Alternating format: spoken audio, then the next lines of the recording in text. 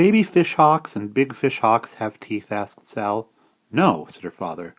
"Do loons have teeth?" she asked. "And gulls?" "No." "Do seals have teeth?" "Yes, they have 'em," he answered. "And do their teeth get loose like this?" asked Sal, opening her mouth to show her loose tooth.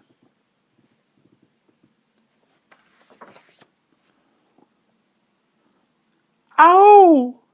she said with great surprise. She felt with her tongue, and she felt with her muddy fingers. "Why, it's gone," she said sadly, feeling once more just to make sure. The loose tooth was really and truly gone. The salty mud from her fingers tasted bitter, and she made a bitter-tasting face. That was almost a face like crying.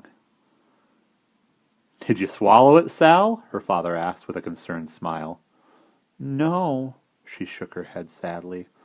"I was too busy asking to do any swallowing. It just dropped itself out. It's gone, and I can't put it under my pillow and make my wish come true." "That's too bad," her father sympathized. "But you are growing into a big girl, and big girls don't cry about a little thing like that.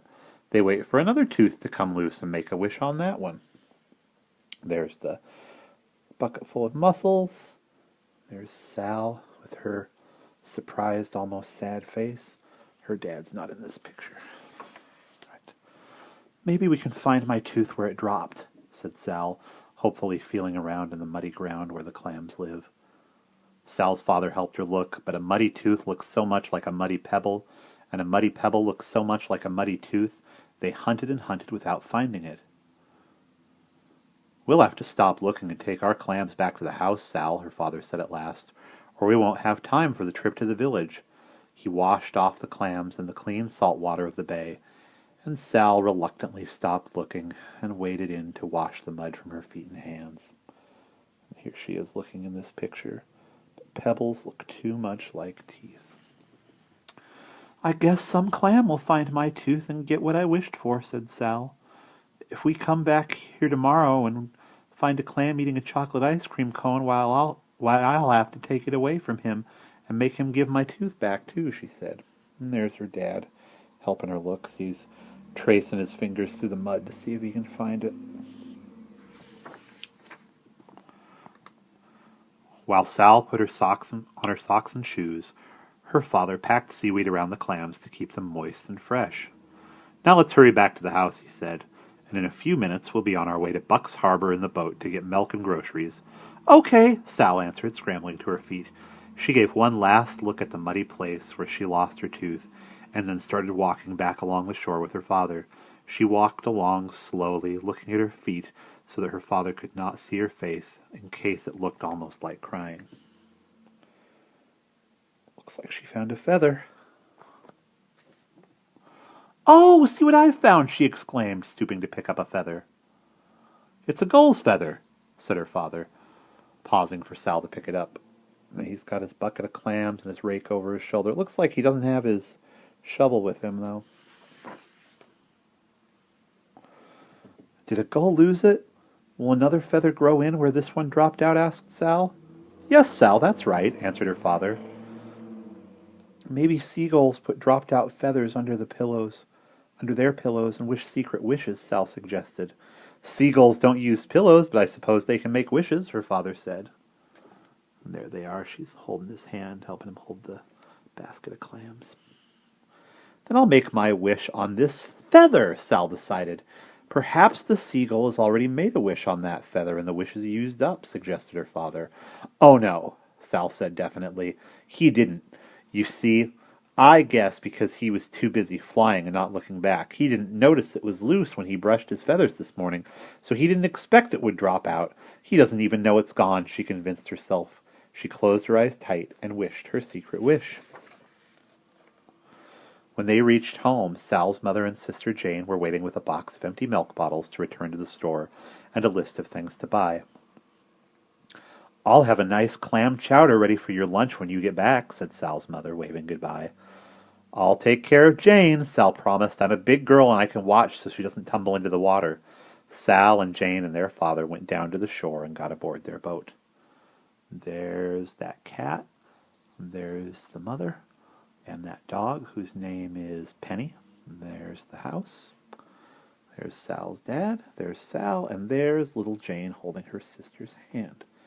There's the boat with its motor. Oh, who's in the water? Just a loon. Sal and Jane put on their life preservers while their father prepared to start the outboard motor. He pulled and he pulled on the rope to start it, but the outboard motor just coughed and sputtered and wouldn't start. Here he is pulling on the motor. Does not look like he's having a good time, does it? Sal is helping her little sister put her life preserver on. So he had to row the boat all the way across the bay to Bucks Harbor where the store was. He's got the motor tipped up. He's rowing. There's a buoy out there. There's a light on the top of it. The harbor was full of boats, and Sal's father rowed their boat among them, up to a landing and tied it so it would not drift away. While they were at the store, they all climbed ashore, and Sal's father brought along the milk bottles. He brought the outboard motor too, so Mr. Condon, who ran the garage, could fix it. As they came up to the path to the village, Mr. Condon was outside his garage, putting gas in his car. Shall we see if we can find Mr. Condon? There's the dock. There's the path. There's Sal's dad, and there's Jane. There's Sal. She's waving to somebody. Oh, that must be Mr. Condon. "I have a tooth out," Sal greeted, "and our outboard motor won't run."